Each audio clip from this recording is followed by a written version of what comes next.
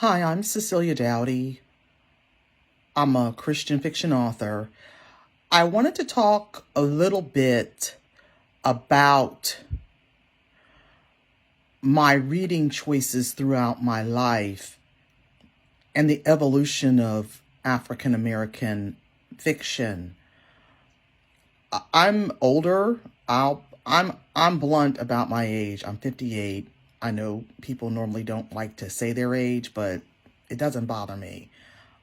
So because of my age, I have a lot to say about the evolution of African American fiction because as a child, when I was growing up in the 70s, there really wasn't a whole lot of fiction with African American characters by African American authors.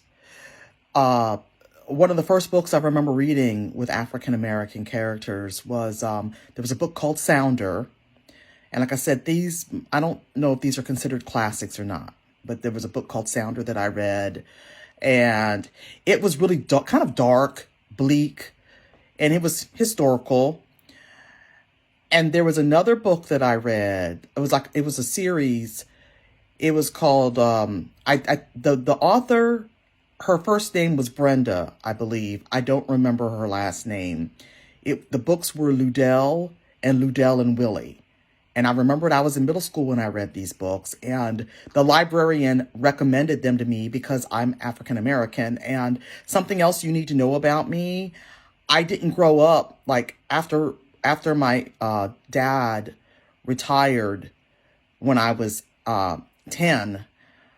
We moved away from the military base, and I was in an all-white area. Like literally, I was the only African American female in my high school graduating class, just to give you an example as to how few Black people were around in that area when I moved there. So that's another factor that's, that kind of forms another factor to think about when I form my opinion about fiction and like the evolution of African American fiction. So since I was one of the few African American people in my class, like in middle school, the librarian would recommend books to me that she thought I would enjoy with African American characters because there were so few of them.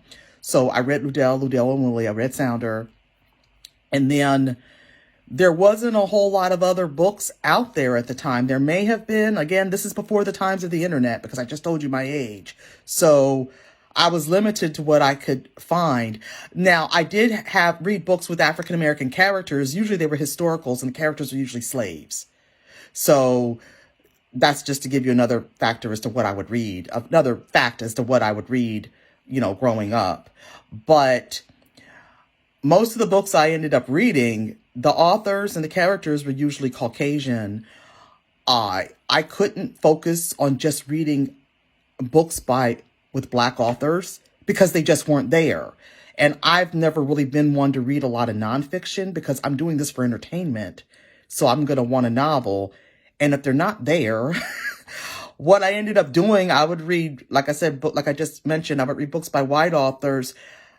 And I read a lot. So even when I would go to the library at my school, I could only check out 2 books at one time. And that's every 2 weeks. That was not enough for me. It wasn't enough to pacify me. And I was not fulfilled from the measly 2 books in the school library that I was allowed to check out. So what I did, I got kind of excited when I was in middle school. The bookmobile started coming. And that's when I could get as many books as I wanted from the bookmobile. And if I wanted a certain book or I heard about a certain book, I would ask them to bring it with them on the bookmobile when they came back. They had a special horn that would sound when the bookmobile came, because in the neighborhood that I lived in, the bookmobile would show up like in the front of the neighborhood. So you had to like go over to the bookmobile to get the books. So that's when I actually started really fulfilling my reading fix. I mostly read romance, a lot of historical romance.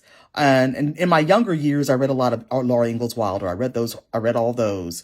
And I can't even begin to tell you all the books I read, but those are the ones that really that I remember off the top of my head. Because again, I was an avid reader. I would read big stacks of books all the time, and the books were really long, thick. I did read Gone with the Wind. Not that that's African American author, but I'm just saying I read Gone with the Wind, and I did read Uncle Tom's Cabin. I read those when I was in middle school because I was curious.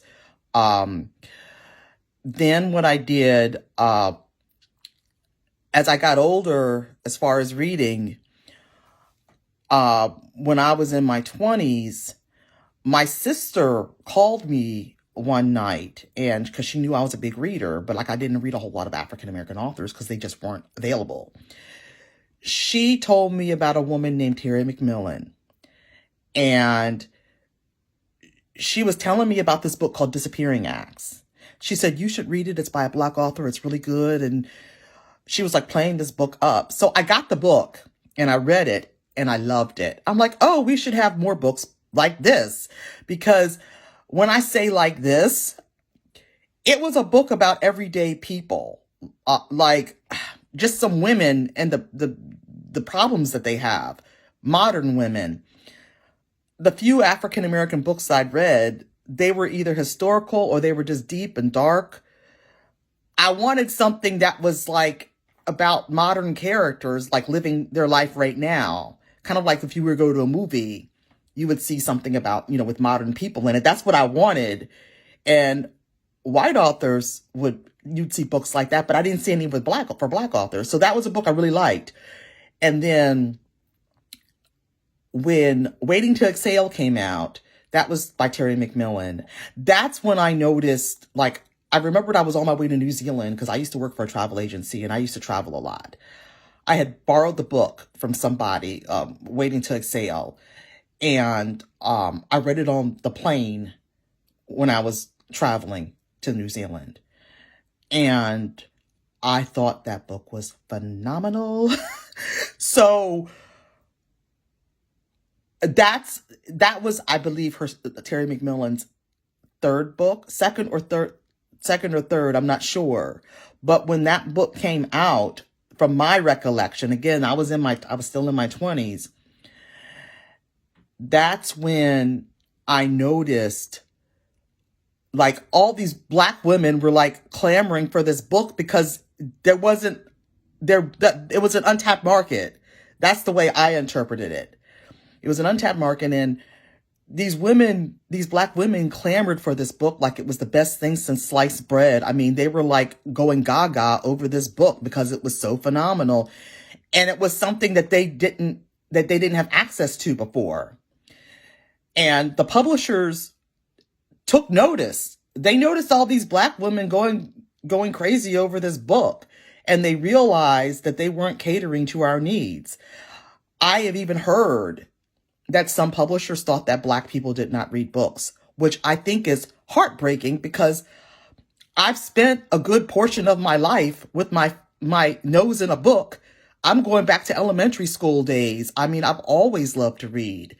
And like I said, love to read so much, I couldn't even find enough books to pacify my appetite for reading. I mean, it was just hard to find enough enough novels to really satisfy me. So, and they also made a movie from it as well that was actually popular. So I just wanted to bring that up. Some of the younger people that I've talked to over the years, they're not aware of this. They think black books always existed, but they really didn't. They did exist, but only a few. So black fiction, African American fiction, it just took off. And like I said, I actually happened to see it. And I told you at the beginning of this video how old I am. So, but I'm just saying that we've come a long way. I'm glad that publishers now publish books by people of different races and everything. And I think they're kind of aware that people do love to read of different, it doesn't matter what your race is, that you're always going to find people who love to read in different races, colors, genres, or whatever. And that's all I have to say. Thanks for listening to this video. Thanks for watching this video in its entirety, and I hope you have an awesome day.